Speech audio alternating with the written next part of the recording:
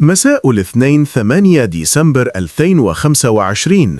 أجواء حماسة مشتعلة على أرض ملعب لوسيل في قطر، حيث يلتقي أسود الأطلس بالمملكة العربية السعودية في مباراة قد تحسم تأهل أحد الفريقين إلى دور الثمانية من كأس العرب 2025.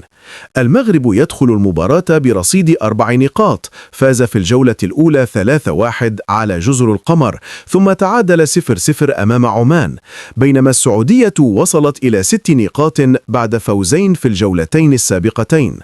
التشكيلة: المغرب بحسب القائمة الرسمية دفاع بقيادة أسماء من أمثال أنس باش، سفيان بوفتيني، محمد بولوكسوت، إضافة إلى عناصر وسط وهجوم محلية.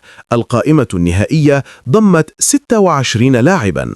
السعودية قائمة الأخضر تضم 23 لاعبا اختارهم المدرب إيرفي رينارد، ويبرز في الهجوم اسم القائد سالم الدوساري إلى جانب صالح أبو الشامات في رأس البريكان، محمد كنو في الوسط، وعدد من المدافعين لتعزيز الخط الخلفي.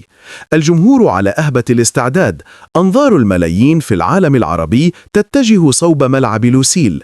هل سيعتمد المغرب على الدفع بقوته الشابة والمطورة محلياً، أم أن خبرة السعودية وضغطها الهجومي سيكون الحاسم؟